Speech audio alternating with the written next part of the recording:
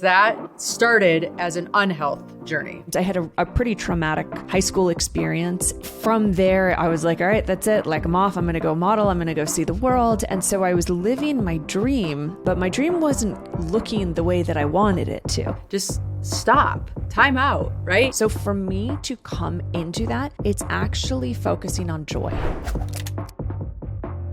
Okay, so today we have Nikki Sharp on the podcast. She is an absolute riot.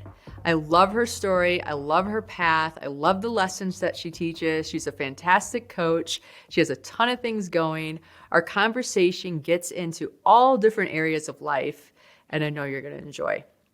So listen, maybe even twice, because she drops some really good bits that I want to make sure that I capture.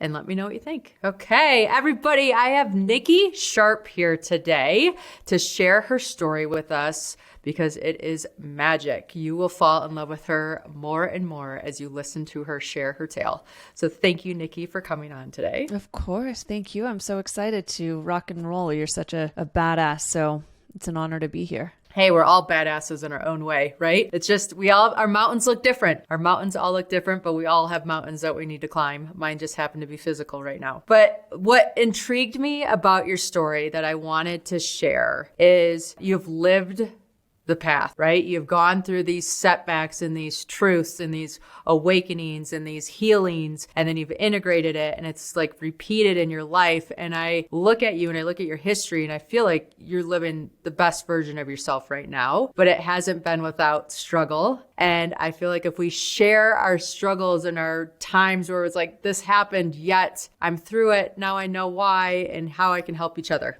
right? So that's what I'm most excited about to share. So talk to us about the health journey, because that started as an unhealth journey. I love the way you put that, actually, as an unhealth journey. And yeah, I mean, you're so right in that. Then the biggest thing that I see, and I'll tell people about at least my journey, but the biggest thing that I see is that people think that they shouldn't be suffering, that they shouldn't have struggles, and that this is life. Like, welcome. We're all here. We're all part of it. There's going to be challenges and struggles, and it's really how you learn how to deal with it. And you and I were resilient, but that came from challenges, and through the challenges you learn and grow. And so the kind of quick end of my story and my background is that I grew up in what I thought was normal. Like, I think I didn't have a bad childhood when I look back. My parents are wonderful, but now that I look back, I'm like, there were clear signs of things going wrong in my physical body. Of starting at 11, I had chronic acne. I was on Accutane 3 different times. The dermatologist told me, you're the unlucky one. You're going to have to be on it for the rest of your life. If you're listening and you don't know, Accutane is the hardest drug you can take for your skin. And 3 times is like there's something else wrong. So I was hospitalized at 7 and 14 for having really, really bad stomach issues, put on the highest adult level of antacids at 14 years old, which no kid should be on. Granted, like, I didn't have any doctors or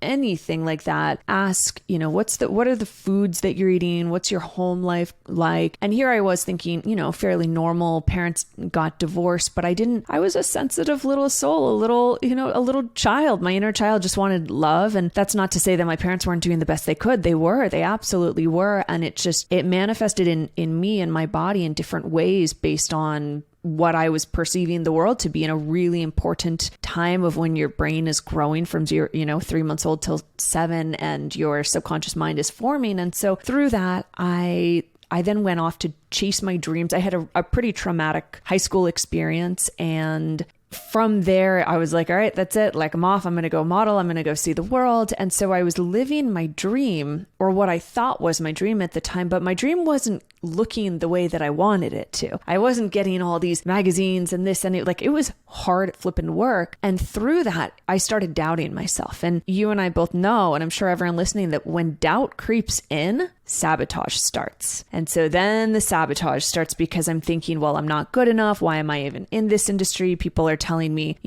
I go to Korea, they're telling me that I'm too skinny. I'm going to Bangkok, where they say to any of the girls, if you gain 2 pounds in within a few weeks, they literally send you home. They measure every possible inch on your body. And it became such a trigger because you're comparing yourself to the next beautiful girl. And it's like, you're all beautiful in your own right. And yet it's like, well, why didn't I get the job? And it's a cutthroat industry. And so then from there, the eating disorders that I experienced started. And it was such a fascinating, now that I look back, it sucked when I was in it, but now that I look back, it was such a fascinating journey because here I am living the quote unquote dream, traveling the world. I'm, 19, 20, 21, 22. And by the time I was 22, I was old. Literally considered old for the modeling world. And that was the height of my eating disorders, or what I thought at that time. It got worse before it got better. And I remember going to an eating disorder clinic. I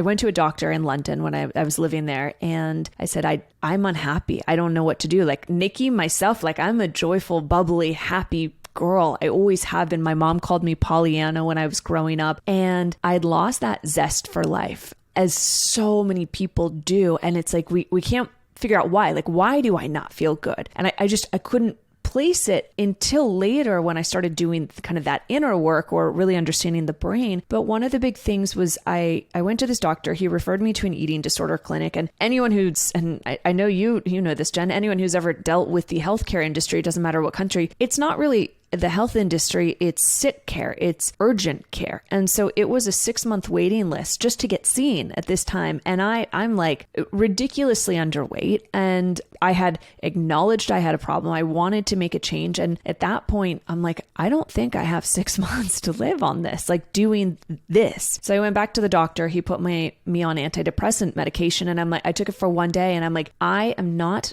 depressed. There is something else. And so the greatest challenge that I had ever experienced in my life, which was that because eating disorders, and you're constantly thinking about food and the body dysmorphia and comparing yourself, and even, someone who's listening now, even if you don't have a full-blown eating disorder, well, 97% of us have disordered eating and thinking about food and what's the next meal and am I skinny enough and lose the 5, and it's always 5 pounds, right? That's always the magic number. And so from there, I went on this radical, till today, like this radical discovery of like who I am. And I had to unlearn everything that I thought I knew. And that came from, it's not like I was taught necessarily to eat unhealthy or taught that Lunchables are bad for you. People didn't know back then, but I had to unlearn so many of the concepts that had been implanted into my brain and to the subconscious mind, and go on a radical journey of self-love and what that meant. And so to kind of sum that all up, the next, 10 years from that moment, from the doctor and going to the clinic, it was all about learning as much as I could about meditation, Ayurveda. I did my yoga teacher training. I became a certified vegan chef. I studied sports nutrition, and I went through all these different realms, and I fell in love with food. And when I say that, I was terrified of food for so many years of my life, just as I think most women are. I was terrified. I was scared of carbs and fats, and God forbid. And then here I would, instead of eating just a sweet potato, I would go binge on pizza and hummus and chips and, and the very thing that it's like so counterintuitive. But through all of this, I then discovered that everything that I was doing or not doing, or I was scared about, or the sabotaging behaviors and the patterns, it all started from the mind. And we're not taught about that. We're not taught about you need to be resilient, but it starts from the mind. And we're not taught about subconscious beliefs and neuroplasticity and all of these incredible things we know now. And so through that, it's been the most delicious, beautiful, hard, challenging, sucky, awful, just you name it, it's been all of it, journey that I could ever go through. And so now, to really sum all of that up, because the story itself can go on forever, but the main thing is that I learned tools that literally transformed my life. When I learned these tools, and I didn't learn them from a doctor, I didn't learn them from a therapist, I didn't have money to go to these, and healthcare didn't really pay for me to go at that time. And I didn't have healthcare for so many years. So I had to learn these by myself. I had no support network. My parents, I love them to pieces, but they weren't the most supportive when I'm like, hey, so I have an eating disorder, and here I am traveling the world, and I felt so lonely. So the tools that I learned, I now teach. And the reason I'm so passionate about it, just as I know, Chen, you're passionate about everything you do, is because they weren't available to me when I was going through my darkest moments. And so I'm like, if I had to go through that and I overcame it and I now have the tools and I get to share that with someone, why would I not do it? Because I love my life now and it's radiant and beautiful. And the main thing is that when I have a challenge that comes up, I know exactly how to handle it. So that's not to say I don't have challenges. Like right before we started, I was just saying, like, this morning I was freaking out being like, why am I an entrepreneur? I want to quit. I want to go get a 9-to-5 job. This is so stressful. And then I got off the phone prior to this with a client. I'm like, oh, that's right. This is why I do what I do. And then talking to you, I'm like, oh, that's right. This is why I do what I do. So it's not to say that challenges don't come up. It's just I have the tools just as you do, and you teach on how to handle when life gets crunchy AF. Yes. And no, I think like the biggest realization is, for me at least, when I went through my dark time of the car accident and I should have died and I didn't, and why am I here and what does this mean and what am I supposed to do with this one precious life? You really all of a sudden realize that struggle was the gift, right? It was the opportunity to be like, now I'm so committed, like hook, line, sinker all the way through, that even if I only move the needle itsy bitsy bit, it mattered. And that's all I need to do. Like that, I don't have to do everything. I just have to make me, and have the confidence to live that. And whatever unfolds is not my responsibility. It's doing the work on the day-to-day that is. And when we have these challenges, it gives us conviction to be able to help others with theirs. 100%. And, I love that you mentioned it's doing the work. It's doing the work, whatever the work means for you. And I get so frustrated with, you see on Instagram, people being like, oh, self-care and the self-development world and personal help. And it's like, I almost feel like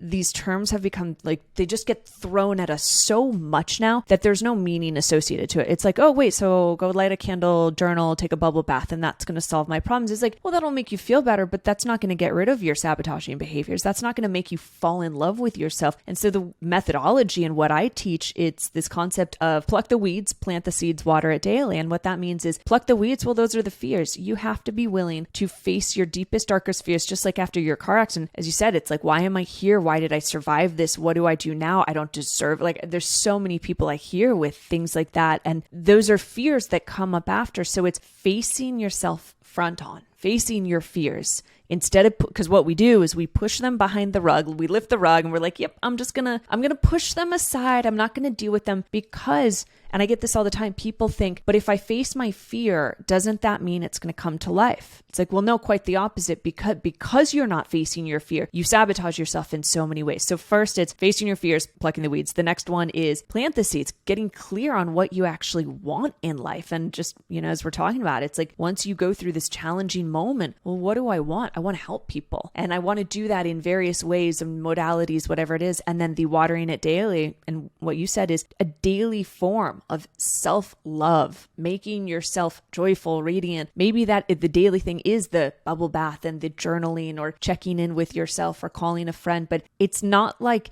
people I'm sure look at us and it's like, man, she has it all together. It's like, no, I do the work daily. I literally do the work daily to keep myself from going back to that dark place. Because otherwise, my weeds, they're going to take over my beautiful flower garden of which I've created. Yeah, no, I agree. And I even was at a point in my life where I was doing the self-care things, but I was doing them. I wasn't living them. Yes. And let me explain that. Like, I'd go to a massage and the entire time I was on the table, my internal dialogue was, you should be doing this, or these are all the things you need to get done, or what makes you think you have time to do this? Like, so my body is getting relaxed, but my mind is sabotaging any of the work. Yes. And finally I'm like, if I'm not going to actually take advantage of this massage as like an hour to just take care of myself and be present and allow, then I'm just going through the motions and nothing's happening. And I think so many of us can get caught in these,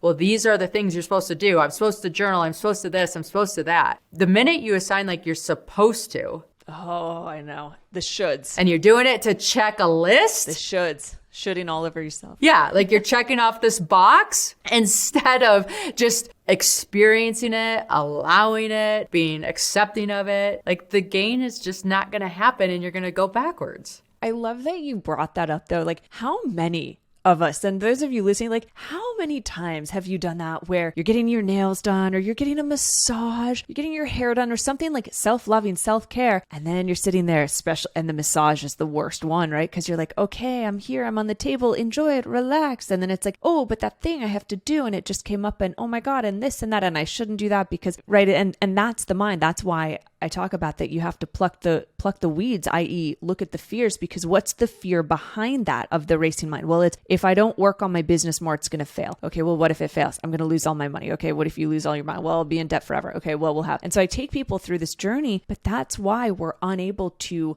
relax. And then what I see, and it's just so prevalent in culture today, we become victims of our own lives. And once we're in victim mentality, that's when cancel culture happens. It's like, let me cancel you. Let me blame you. You know, I just saw this on, and I love the platform. I've worked with them before, but Well and Good, they posted an Instagram thing saying, should mirrors be taken out of fitness studios because it's triggering people? And I like lost my mind. I'm like, it's not about the mirror. It's about, if you don't have confidence, it's not even just like losing weight. It's like, go do some inner self work, whatever that means, because it's not about the mirror. The mirror, the mirror is literally the gift for you to look at yourself to make a change. That's why we have them, for alignment and whatever. And it's like, it's like mind boggling to me, the amount of power that people are giving away. And then it's like, but it's your fault that I'm fat. No, what?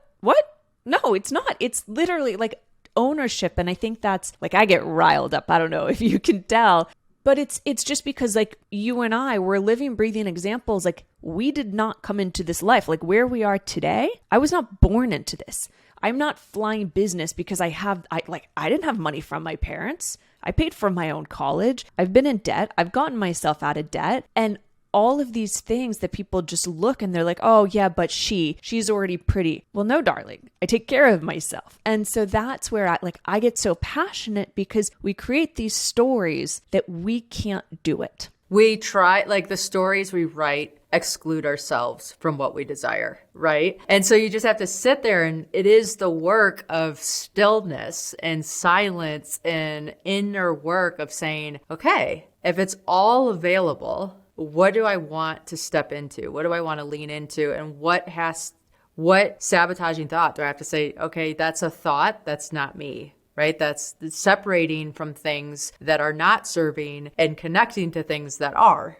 Totally. And I was actually on a client call yesterday where we went over this analogy where she was saying, I'm really bad at meditation. I have a really hard time with it. And so I gave her this analogy to think about, because we hear over and over and over, go meditate. It's good for you. And it's like, right, but how do I meditate? Because my mind's thinking all the time. And people have this false illusion that you're not supposed to think when you're in meditation. And the whole goal of meditation is to be able to take it into the waking life so that we can handle challenges. And so the analogy I gave her was that if you look into the sky on a given day, there are the white clouds, which I call good thoughts, happy thoughts. We all like the happy thoughts. And then we have the dark clouds that come in with the rain. Those are the bad thoughts, or the sabotaging ones. And when you're in meditation, both of them are going to come. It's like, oh, wow, that nice thing. Oh, interesting. That dark cloud happened. And so what I told her was, essentially, when you're looking up or like in the mind with meditation or in, waking day life, you just watch both of them. You watch the good thoughts go by, you watch bad ones, instead of grabbing the cloud and bringing it down and attaching yourself to it, because they're both going to come in. The sky is such a beautiful analogy of it, because we can sit there and we're like, oh, right, it's just a cloud. It's just a storm. It's going to pass. But then when it's something in yourself, like, oh, I have this bad thought about myself, we literally grab the cloud and then we like cover ourselves in it. We're like, this is me. I'm a bad person. Oh, and it's like, no, you just attached yourself to the wrong cloud and the wrong meaning. Just let it go. And it takes practice. But I love that analogy, because it's not about not having these thoughts. It's not like we all have bad days. It's just to sit there and kind of scale back and be like, well, I had a good thought and I had a bad thought. How interesting. Yeah, just getting curious. And to stay on your cloud theme, because I love it, is when you watch a sunset or you watch a sunrise, you need clouds to have all the colors and to have all the vibrancy and all the fun shift and beauty of it all. So the reality is not to get rid of the clouds. It's to have them and learn how to dance or allow them to be present and still be yourself. Yes. Oh God. It's so I didn't even think about that. It's so true. The most beautiful sunsets or sunrises are when there's clouds and so the light reflects, and it is like, and so by taking away the clouds or the thoughts, or I shouldn't have that, right? The shouldn'ts, I shouldn't, by putting that in, you're taking away the beauty of what will happen from, like, for you, the worst thing, one of them, I'm sure you've had many, many others. One of the worst things has actually become one of the most beautiful gifts. And that's what you started this with. And for me, like, I would not wish anyone the journey that I went through. It was so painful and hard. And there were so many days I wanted to give up. And yet here I am. And I'm like, holy, if I can do it, like literally, if I could, having body dysmorphia, like you name the thing, anxiety, depression, body dysmorphia, all sorts of like functioning body issue, like you name it, I had it. And then to sit there like now today and be like it blows my mind. So that I'm like, I overcame all of those. But here's the thing, if I did, so can you. Yeah. Exactly. No. And I look at it where we're in a spot where if you could go back to your 20-year-old self and just give her a pep, right? Like there's a book called The Artist Way. And it's a journaling program for 12 weeks. I highly recommend it. It's been game changing for me. And 2 of the exercises in this book are 1, you write your younger self a letter. And then 2, you write your older self a letter, right? And just, it helps you be able to shift back and forth and remind yourself like, this is always moving. Everything's always changing. But there's so much more to life than all of this noise. It's the underneath calm and presence and purpose that allows you to navigate through all the pieces. And I watch my kids play video games. They get bored with the video games when they're easy, right? They figured out how to conquer the monster, shoot the thing, or do whatever. And so they want something more challenging. And that's like, at the end of the day, that's our lives. We figure out how to do something. We want the puzzle. We want the game because then we get the satisfaction of overcoming. Yes.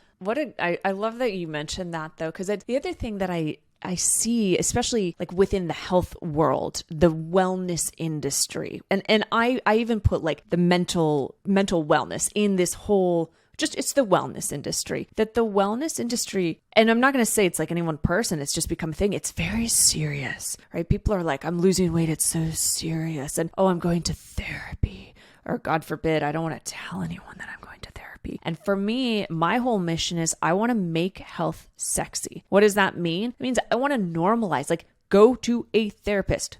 It helps. Don't talk to your friends because your friends are biased. That's why they're your friends. Confirmation bias. You need someone that's going to challenge you and help you literally move to that next level. Like I have not played a video game in so long. And now I'm like, dang, Mario Kart. I want to go get a like Nintendo 64. I know everything's graduated. I'm like, but it's so true. People get so down on themselves and they're like, I don't have confidence. And science proves the number one way to have confidence is putting in small actions daily. And when I'm losing confidence, I look at where I am and I look at where I'm going.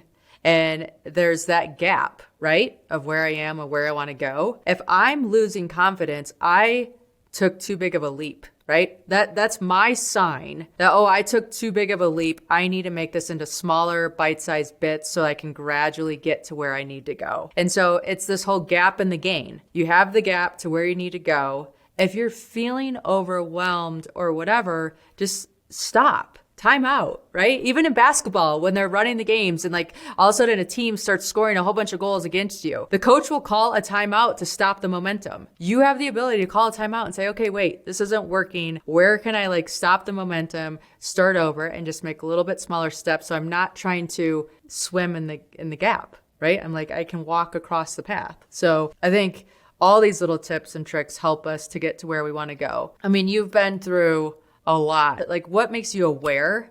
And when you become aware, what do you instantly do to shift?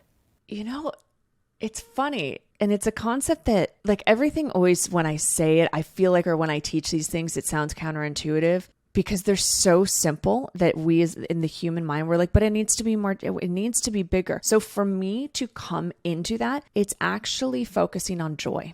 Because if you look at the word joy, enjoyment, I am enjoying myself. And we kind of forget, it's like, but what am I grateful for today? So I actually don't have people as much do a gratitude log as I ask them to focus on joy. Like this meal in front of you, how much joy is it bringing you? Let's say you're in a binge moment, happens, right? So maybe you're saying like, yeah, I mean, it's going to bring me joy. But in an hour, how much joy will that bring you? Well, not so much. Or, you know, the number one thing people say, oh, I don't have time to exercise. I don't want to. I don't have the motivation. I don't feel good. So it's, well, can you find joy in just 5 minutes? So I always I'm literally always talking to my mind too. And I'm always just like playing these little like computer games or video games of being like, all right, well, just, you know what, Nikki, 5 minutes, that's it.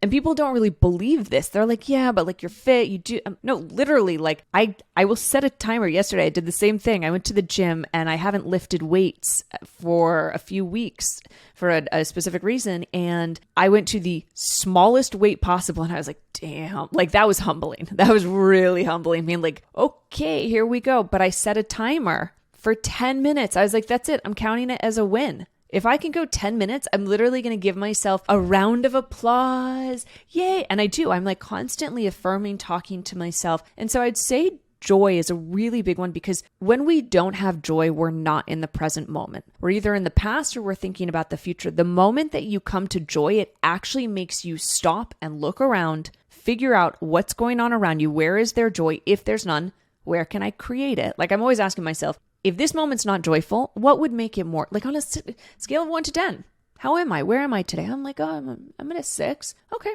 What would make this more enjoyable? I'm like, I don't know, if I lit some incense and I do the thing, right? I do the small thing and then I feel more joy. And it's always oscillating. It's not like my joy is always at like a 10 out of 10, nor should it be. We need duality, dark and light, cloud, sun. So that's one, probably the biggest one, because it brings you into the present moment. And in the present moment, that's where stillness happens. And when we find stillness, we find the answer. So I've hacked meditation in a little way, that instead of like sitting there, because it's like, you and I and everyone listening, like we're busy. I get it. Everyone's busy right now. And yeah, let me tell you, go sit for 20 minutes. And the more, and you always hear this, right? The busier you are, the more you need to meditate. And you're like, I literally don't have time. So I've hacked it where instead of the meditation, I focus on joy throughout the day. And that actually brings me into that present moment, to which, as you were saying, like in a basketball game, the timeout, it helps me realign and then move forward. I'm curious, what's yours? What's your answer? I have to talk to myself all the time. Like even this morning when I was running, the voice was trying to tell me I didn't need to run. And so I had to start singing. I'm like tying my left shoe, tying my left shoe, tying my right shoe, so I could crowd out the voice. Yes. So the voice didn't get a chance to like get any ground and start like screaming at me, right? And so I have to do little things like that. And then I know this sounds ridiculous, but I can go autopilot pretty easy. I think all of us can in reality. And so I will have alarms go off in my phone during the day. And you know how you can label your alarms on your phone? I love that you do that. I do that too. I know. So I'll label it and it'll be like I have an alarm that goes off at 10 p.m. at night. And it's called Best Sleep Ever. And it's to remind myself, like, if I want to have an awesome day, I have to get my best sleep ever. 10 o'clock, I have to be done doing whatever I'm doing, doomsday scrolling or whatever. And just having that check-in automated by my phone allows me to be more present and just do what I'm doing, because I know something's going to catch me if I'm going too long down a path I don't want to be. So that's been something that's helpful. I teach this. I've never heard anyone else offer that. And I'm going to do that too. I love that you do that, because science shows us that we actually shouldn't be using alarms in the morning, because what happens when we do that, and we have, the 5 a.m. alarm or 6 a.m., whatever it might be, that your body naturally goes through it throughout the day. We have cortisol, right? It rises it. And so cortisol, it's the stress hormone. We do actually need that. It gets us going. And in the morning, your body will naturally wake up when your cortisol levels are at the lowest. But what we do is we set our alarm when our 5 a.m., 5:30, when our cortisol is highest before it's gone down. So the moment the alarm goes off, our body, our nervous system goes into fight or flight. And so here you are. And it's like, those are, if you've ever felt like, oh my God, I can't get ahead of my day. And I just feel it's so frustrating. Exactly what you're doing, Jenn, is the science shows that we should be setting alarms to go to sleep, not wake up. Agreed. So, and I have to, because otherwise I'm a grumpy bear the next day, and no one needs a grumpy mom when you have 7 children. They take all the grumpy cards in my house, I promise you. It's interesting too what you said with talking to yourself. I was doing a coaching call with one of my groups on Monday, and one of the girls said, she's like, yeah, I mean, I have conversations. I think I'm really weird that I do that. And I stopped her. I did a timeout, and I'm known for this in my coaching, that I will pause people in their story, and I'm like, raise your hand if you ever talk to yourself. Literally every hand in the group went up. I'm like, the question is, which voice are you allowing to be talking, to be louder? And it's what I call, and I teach this in my Ultimate Transformation program, I call it the Siamese twin. And I came up with this concept during my eating disorder. I'd never heard a concept like this. I'd never read about it. And essentially what it was, one day I remember journaling, and I'm like, this voice, she's a bloody egomaniac. She's mean. But the thing is, she is a part of me. And here I am trying to kill her off. Like sometimes you hear, oh, kill the ego. No. You don't want to kill the ego, because the ego is literally part of you. It's the drive that gets you going, gets you excited to do things. And so it's not that we want to kill the ego. It's that we want to make the voice smaller, so we use the mind, not it use us. And so I came up with this concept, and I have people draw a photo of themselves. Like it could be a stick figure. Mine is a stick figure. And then through the neck, I have you draw another head, and the other head, you kind of put a cross through the paper, and you name that other voice. So you name her or him, and then you write down, what are all the things that she says, all those mean sentences, what sort of behaviors. Like my Siamese twin, she's sabotaging, she's unhappy, she's depressed, she's always angry, she wants to control everything, she loves eating disorder, she loves just like trying to control and be mean. She says really mean things. And so for the longest time, I was like, there's something wrong with me. But then I'm like, no, it's not me. It's her. It's her.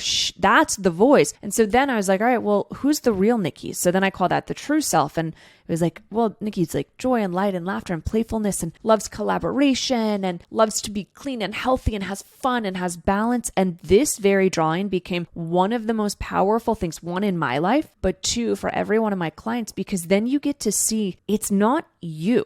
Like disassociate from that voice. And that's why I love that you were singing Tying Your Shoes, because instead of letting the voice be louder. And so when people come into my program, the Siamese twin is like really large, and the true self is like you is much smaller. And so throughout my program, you learn how to manage it so that the Siamese twin becomes much smaller. Just like you don't want to kill the ego. Now you're using it for the right things. And the moment that I understood that concept and I did this drawing, it transformed my life, because I have conversations with myself literally all day long, right? I think we all do. Only I'm aware now when her voice is talking, and I acknowledge her. And I don't tell her she shouldn't be there. And I'm not like, you F off, go away.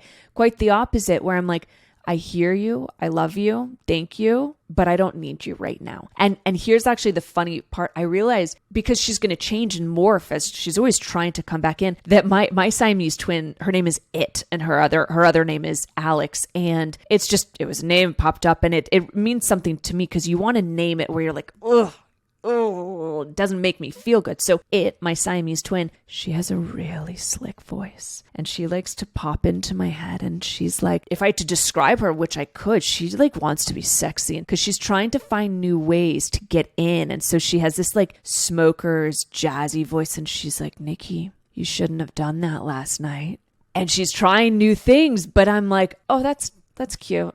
I see you. And now I've like made it fun and playful. So when she's talking to me, I'm like, hi, I see you. And then immediately she doesn't have the power anymore. Yeah, no, I love that. We call it name it to tame it in our family, right? So so I have resistant Rachel that likes to like resist anything that's for my benefit. And my son was struggling. And so I said, okay, listen, let's pretend all these different voices or thoughts in your head have a name, and you're having a concert and they have the microphone. So all you need to say is, oh, if resistant Rachel has the microphone, can I have the microphone back? I appreciate your comments. It's time for me to take the microphone back, and you sit down over there. And so it's the best part about having children is like when you hear your son giving that advice to somebody else. Well, my mom says you just give that little sound a name, and then you take away the microphone. Oh my God, Jen, first off, well done you for teaching your kids this. Like, if only you and I had grown up with this. But that's why we teach it. And like, you're creating these little humans that are going to be more aware, and they're teaching it. And like, one, that just warms my heart. I'm like so in awe of that. I don't have kids yet. And I keep going through the back and forth of like, well, is it time? I don't know.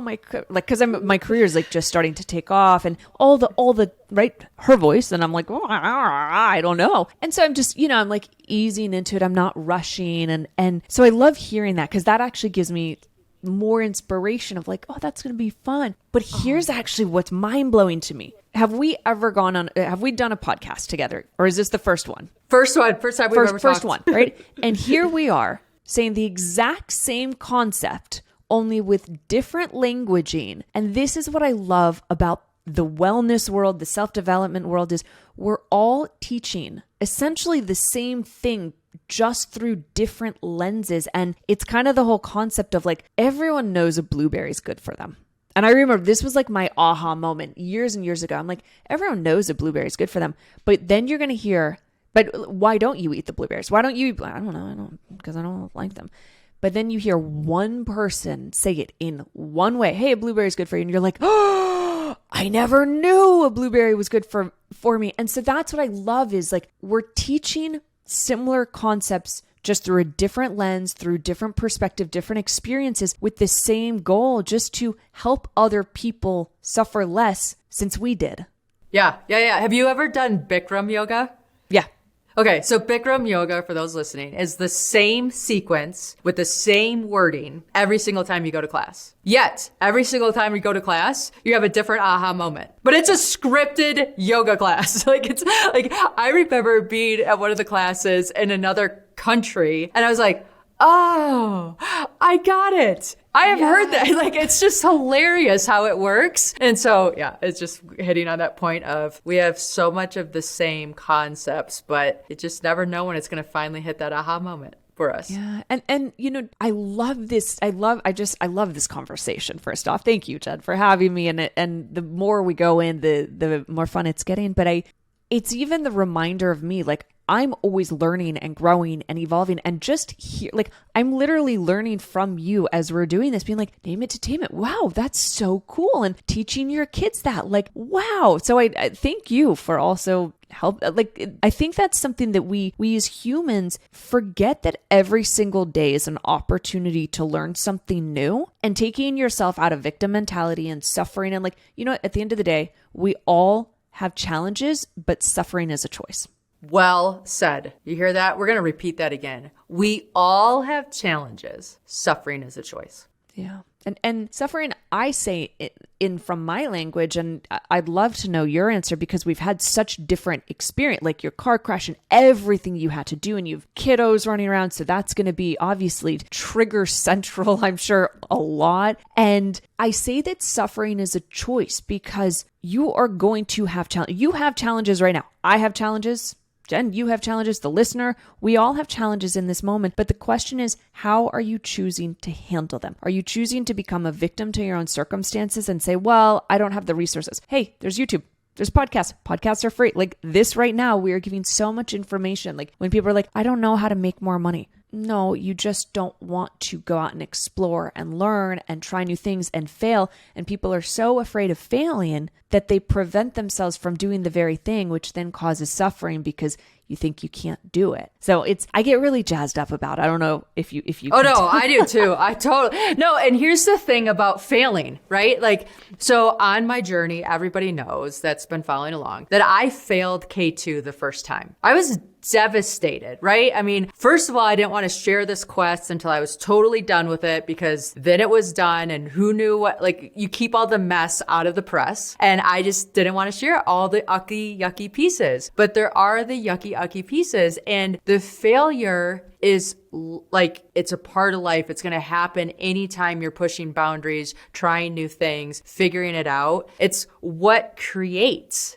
right? Like if we don't like something, that's what causes us to say, hey, I want to do it different. I want to do it better. I think we should change this, right? We got sick of trying to like light our houses by candles, and then we had the light bulb. this, like just having these little quick stories on speed dial of failure's part of the process. Failure means I'm taking a step forward. I learned a way not to do something, so there's another way to do it. And leaning into that. And it's hard, it's uncomfortable, it's messy, it's ugly, it's frustrating, but it's also what gives you the opportunity to have that joy and that excitement and all those pieces. And the K2 story, like I came home and I failed and I had to talk to my kids about it and have all that story. And I wanted to be their superhero and not have all these things. And then I realized the best gift I gave them was accepting the situation and then taking it for what it was and turning it into something so much more. And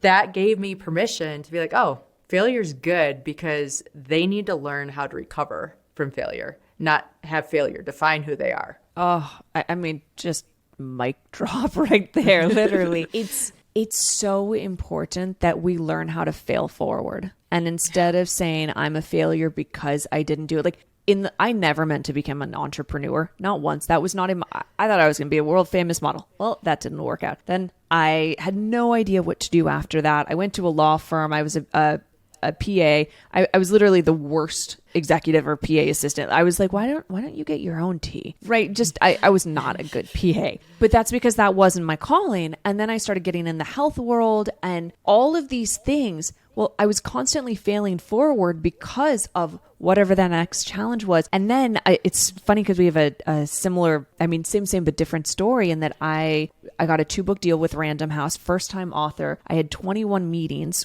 which is literally unheard of at 27 years old, right? So here it is. Everyone's looking at me, Instagram, I have a #1 app in the iTunes store and all the things. And then I get 21 meetings and then there's a bidding war and like talk about ego central and Siamese twin getting real loud, like, oh, okay, well, huh. And then I get this 2-book deal, $500,000, first time author, like, holy crap, like what? This is amazing. But then the fear of failure set in, fear of I thought I was a fraud. Yeah, what happens if I don't sell these books and I have to pay this advance back and all the things?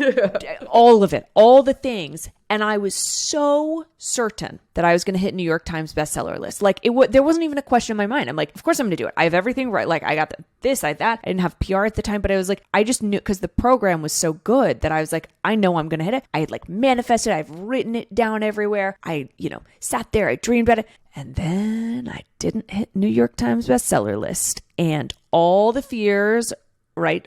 That Siamese twin got so loud. And I remember I went and did my chef training course after that because I needed that time out, that break for myself. And I was in the taxi driving from Bangkok, a 3-hour journey, like bumpy to the middle of nowhere to do this vegan chef training. And I have my laptop and I did a blog post about it. And it was, and I don't remember exactly how many things, but it was lessons I learned from not hitting. And now where I am, I'm like, that was one of the greatest things to have ever happened to me. Thank you, God, for not letting me hit it because I didn't have the right team in place. I didn't have the right people. I didn't have anyone to celebrate. Like I literally would have hit it and I probably would have binged and then had some wine and sat there by myself because I didn't have the support network. And I'm like, and now I think the next time I do a book, it will hit it, but it's not coming from a place of ego. And so I'm like, well, if I don't, then at least, damn, Nikki, you wrote your 3rd book. So I had to go through one of the hardest, like I thought the eating disorders and all that was hard. Publishing the book, doing that, going through all of that, the press, like you get home from TV, all the adrenaline stops, and then you're like, oh, I'm just like a normal person. And I hated myself. And so here online, the online world, just like you're saying with K2, it's like, you're like, I don't want to show up until I've done it. It's like, but that's not how life works. And then you realize, no, that was the greatest gift to have ever happened. Damn it.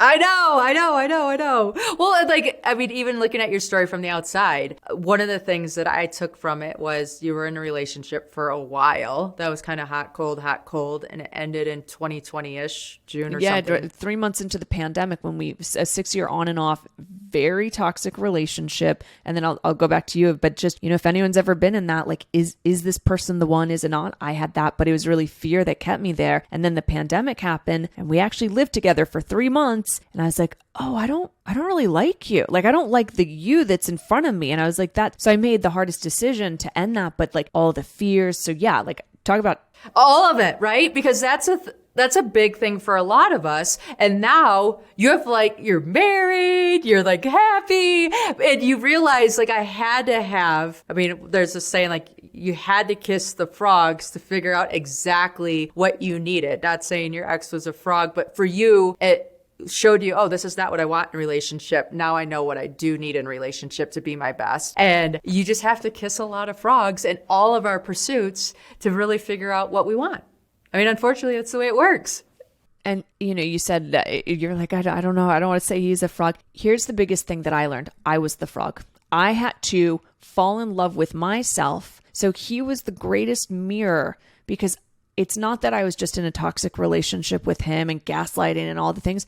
That was the mirror of the relationship I was in with myself. So until I was willing and ready to face that relationship, the one with me, no wonder I was attracting this. Like, I wish him all the best. I don't know what he's on to in his journey. I hope he's happy. But what a gift and a blessing, because after 6 years, like, apparently I like to learn it the long way, right? The eating disorders, this one. But the moment that I left, the next journey, and it's all been a journey, but the next iteration was during COVID, where my normal thing was to get on a plane and go travel because that's my way of distracting. It was, nope, I moved to Miami. I actually signed a lease on an apartment, first time in years that I had done that. And I sat there and I sat with myself, and more bad things happened. I ended up suing a company because of some just bad stuff. And through all of this, it forced me more and more and more to, like, I'd been doing the work, but in some of the hardest moments now, I'm like, oh my God, I didn't go binge. Wow.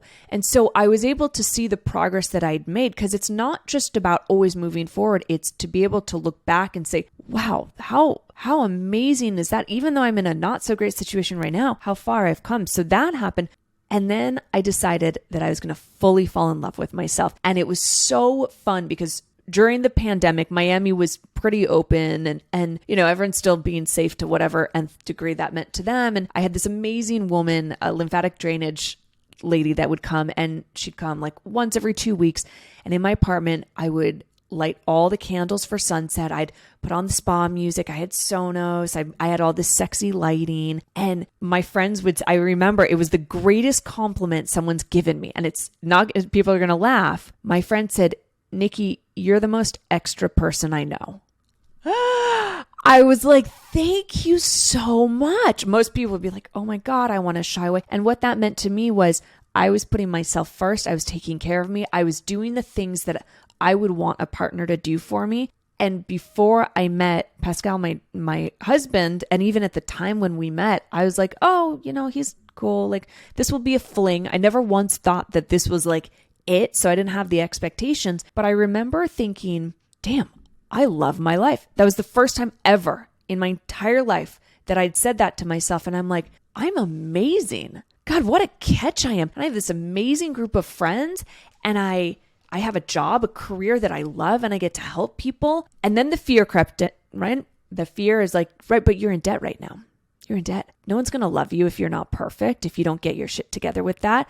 And I was able to silence that voice and be like, no, it's a journey, because whoever I meet is going to be on their journey too. But the moment that I realized that I was in love with me, I was like, I'm done with, you hear it being like, I was done with the dating apps and all the things, at least for that moment, because I was like, I don't need it. I'm not seeking it. I don't want it. Literally like a week later, the boy slid into my DMs in the spam folder too. And the rest is history.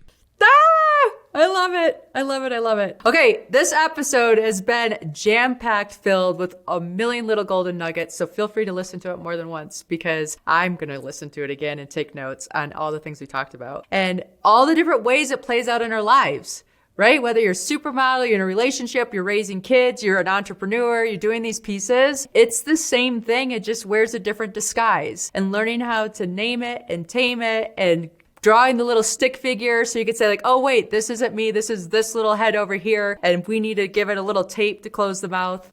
I don't know. It was magic. It was magic. So if there's one thing that the audience should take away from today's episode, Nikki, what would you say it is? It's actually something we didn't talk about, but slowing down. I mean, we talked about it in all the different ways. We just didn't label it. And I'm going to say slow down, because the more you want to achieve in life, you actually need to take a step back and slow down. When we slow down, we start to appreciate ourselves of all the work that we've done. When we slow down, we get in that present moment. We can find joy. When we slow down, we can literally take a breath and be like, oh, things are not as bad as I think they might be. When we slow down, it's like, so many people listen to podcasts while they're driving, picking up the kids. And wow, that's great. And I love that you're taking the knowledge in. Exactly like you said in the beginning, Jenn, you'd be in the massage table doing the quote unquote work, but your mind was still racing. We got to slow down and actually give ourselves the time to integrate, to implement, to appreciate.